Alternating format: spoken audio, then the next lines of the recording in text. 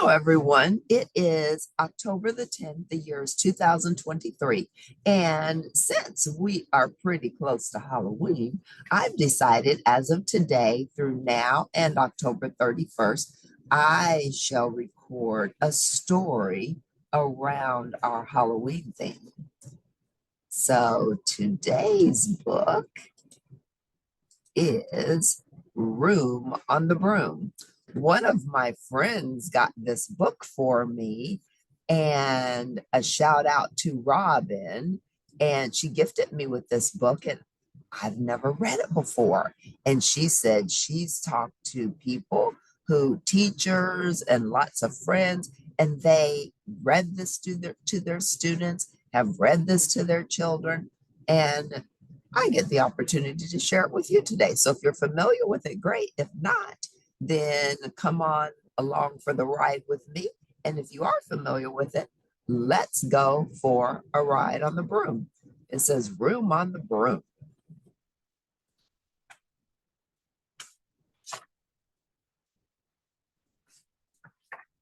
It's by Julia Donaldson, and pictures are by Axel Scheffler.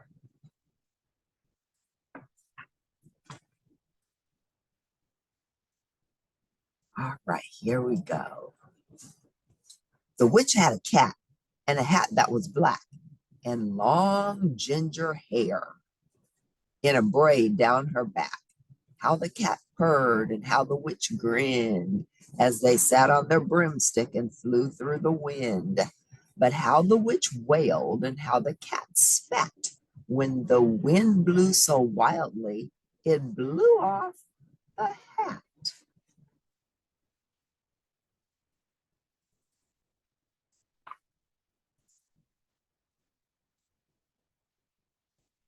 Down, cried the witch, and they flew to the ground. They searched for the hat, but no hat could be found. Then out of the bushes, on thundering paws, there bounded a dog with the hat in his jaws. He dropped it politely, then eagerly said, as the witch pulled the hat firmly down on her head, I am a dog as keen as can be. Is there room on the broom for a dog like me? Yes, cried the witch, and the dog clambered on.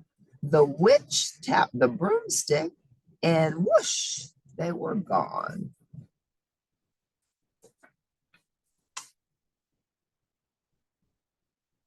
Over the fields and the forest they flew. The dog wagged his tail, and the stormy wind blew. The witch laughed out loud and held on to her hat, but away blew the bow from her braid just like that.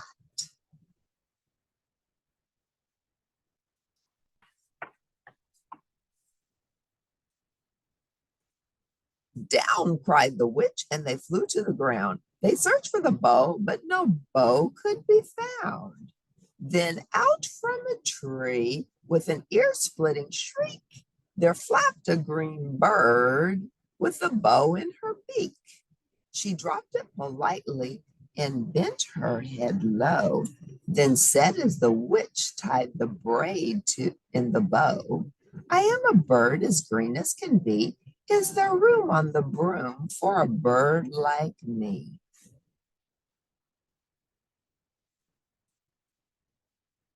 Yes, cried the witch. So the bird fluttered on, the witch tapped the broomstick, and whoosh, they were gone.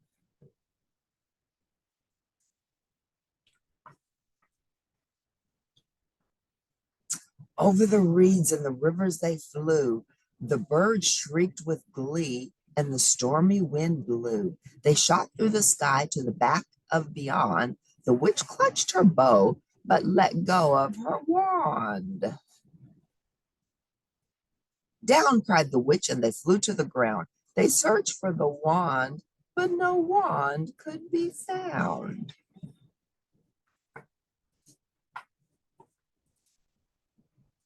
Then all of a sudden, from out of a pond, leaped a dripping wet frog with a dripping wet wand. He dropped it politely, then said with a croak, as the witch dried the wand, on a fold of her cloak. I am a frog as clean as can be. Is there room on the broom for a frog like me? Yes, said the witch. So the frog bounded on. The witch tapped the broomstick and whoosh, they were gone. Over the moors and the mountains they flew. The frog jumped for joy and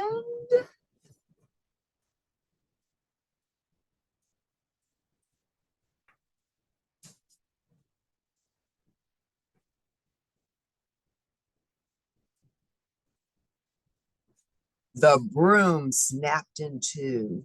Down fell the cat and the dog and the frog. Down they went tumbling into a bog. The witch's half broomstick flew into a cloud, and the witch heard a roar that was scary and loud.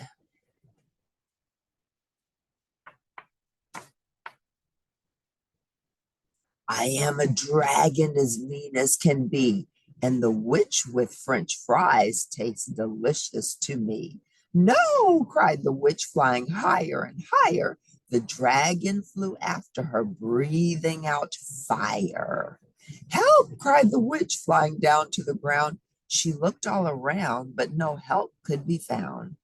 The dragon drew near with a glint in his eyes and said, just this once, I'll have witch without fries.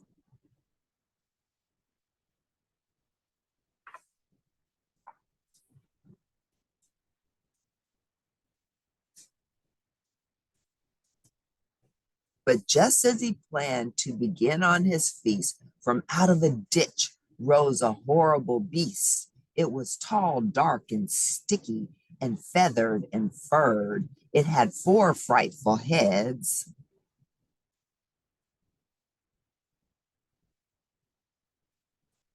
It had wings like a bird, and its terrible voice, when it started to speak, was a yowl and a growl and a croak and a shriek. It dripped and it squelched as it strode from the ditch, and it said to the dragon, buzz off, that's my witch.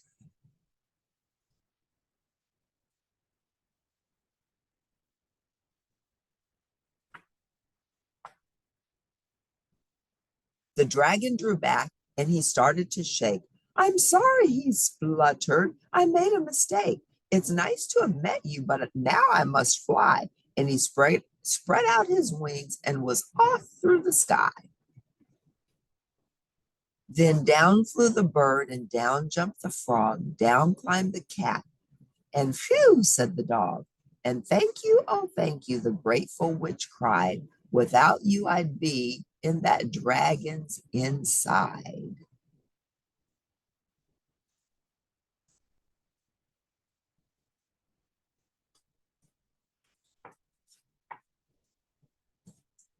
Then she filled up her cauldron and said with a grin, find something, everyone, throw something in. So the frog found a lily, the cat found a cone, the bird found a twig, and the dog found a bone. They threw them all in, and the witch stirred them well. And while she was stirring, she muttered a spell. Iggity, ziggity, zaggity, zoo.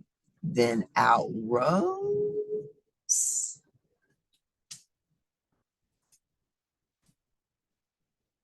a truly magnificent broom with seats for the witch and the cat and the dog, a nest for the bird, and a pool for the frog.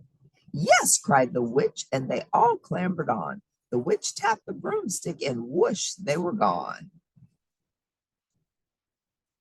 So, seats for the witch, the cat, and the dog.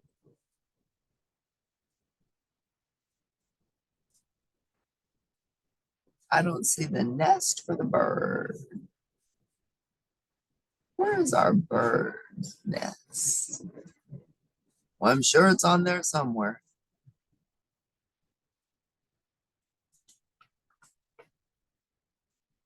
That was cute. Is there room for one more on the room? On the broom? Oh my goodness. So the witch lost her hat, she lost the bow, she lost her wand. She gained friends as she traveled because they found her missing items. And then those friends saved her from the fiery dragon who was going to eat her without fries. He was ready for lunch. If you liked Room on the Broom, please press like at the end. And a shout out to my friend Robin. Thank you so very much. This book was cool. Loved it. See you next time at Cindy Harper Speaks. Thanks for tuning in and bye for now.